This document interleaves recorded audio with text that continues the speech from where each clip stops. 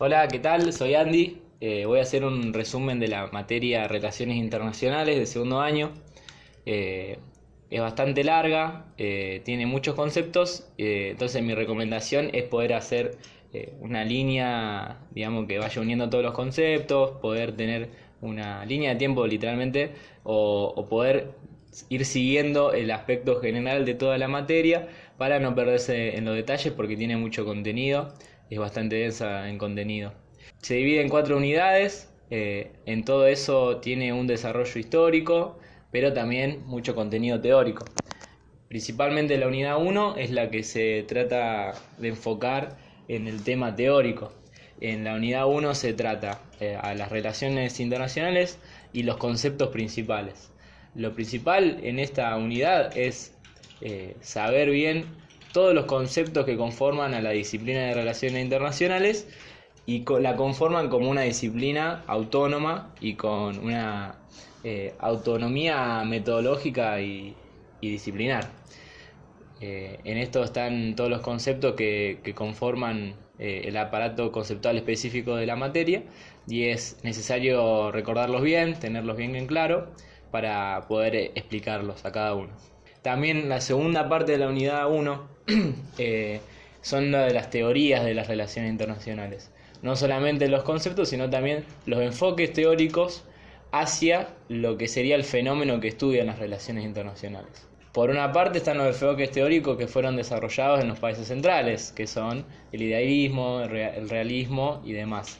Pero también vemos las concepciones del sur, que son enfoques sobre el desarrollo, la dependencia y la autonomía de los países dependientes o periféricos. Bueno, la unidad 2 y 3 hacen un desarrollo histórico de la segunda mitad del siglo XX, lo que es la llamada Guerra Fría. Tratan sobre el orden internacional después de la Segunda Guerra Mundial. La unidad 2 lo trata desde la perspectiva de la geopolítica y las distintas estrategias que se van realizando, y la unidad 3 lo da desde el orden económico y de cómo se configura el sistema internacional financiero y económico en la Guerra Fría.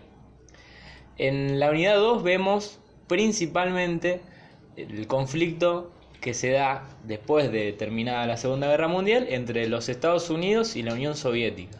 Con todas las estrategias que se da a Estados Unidos para contener el avance de la Unión Soviética y las distintas estrategias que adopta la Unión Soviética frente a los Estados Unidos y cómo empieza a constituirse como una potencia que disputa el poder y la hegemonía que intenta ambas potencias dominar en la Guerra Fría.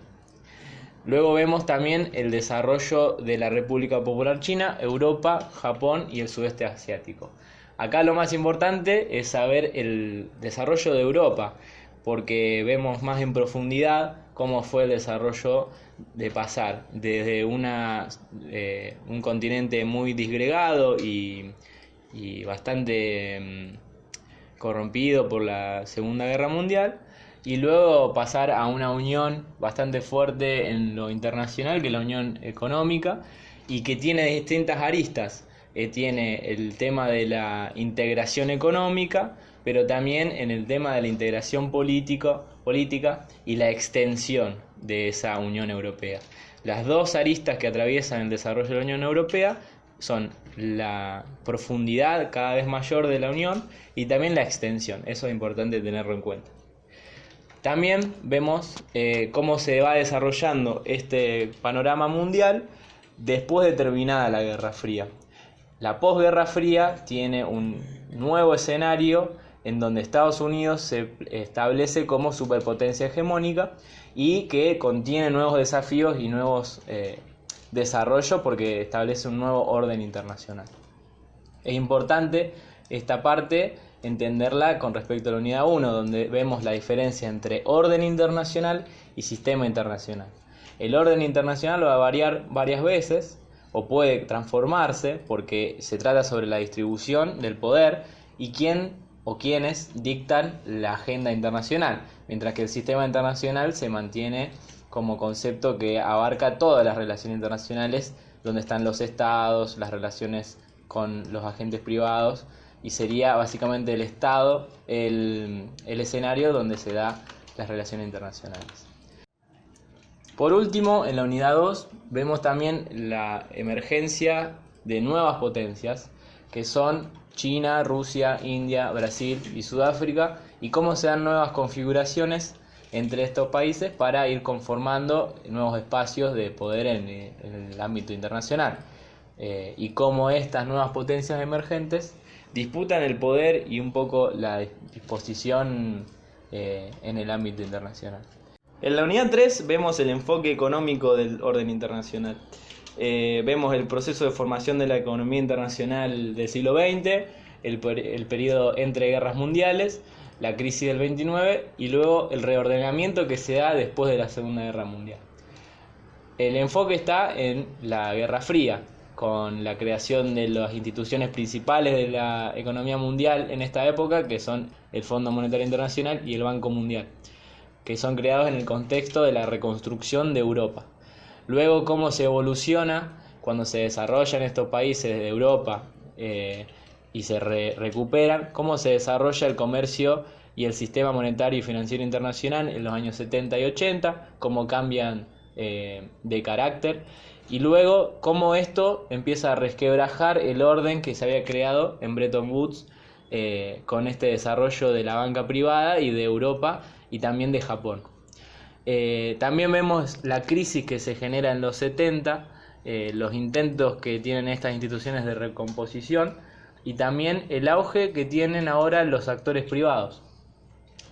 Y luego en los 80 vemos cómo hay un retorno a los organismos gubernamentales como el FMI y el Banco Mundial, principalmente por los problemas económicos y la posibilidad de no pagar o un default de todos los países, y cómo se generan nuevas situaciones en América Latina para tratar el tema de la deuda externa principalmente.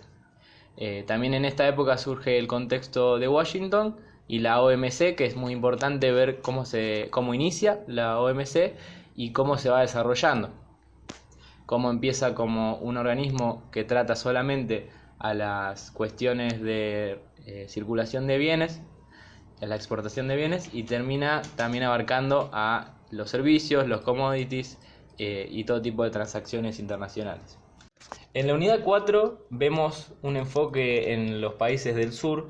El concepto de sur global abarca a todos esos países que son periféricos, principalmente los países de Asia, África, América Latina, y cómo a través de toda la materia vemos el desarrollo de estos países, el desarrollo de distintas estrategias geopolíticas para ir insertándose y tomar posiciones ventajosas ante los cambios de la época.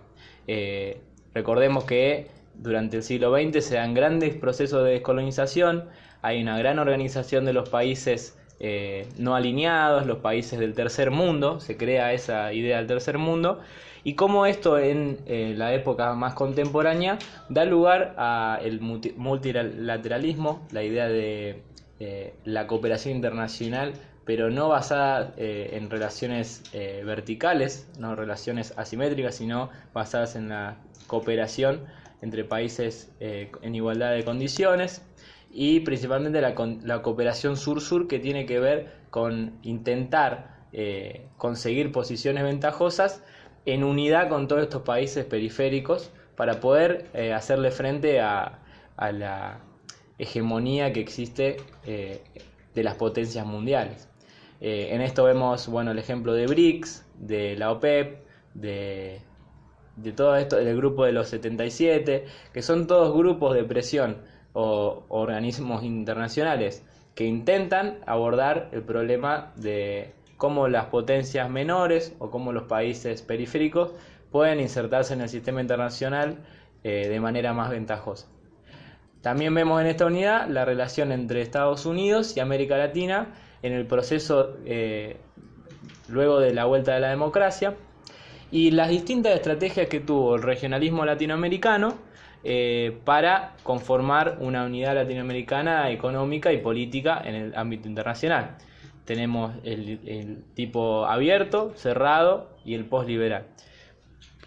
Bueno, intenté no dar muchos detalles sobre cada tema para poder abordar toda la materia en forma breve. Mi experiencia con la materia es que es necesario establecer las diferentes dimensiones en las que se va desarrollando los procesos históricos, lo político por un lado, lo económico y lo geoestratégico, lo militar.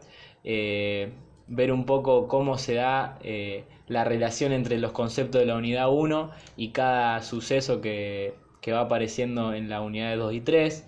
Y me parece que es importante intentar de sintetizar toda la información y tener una visión más general.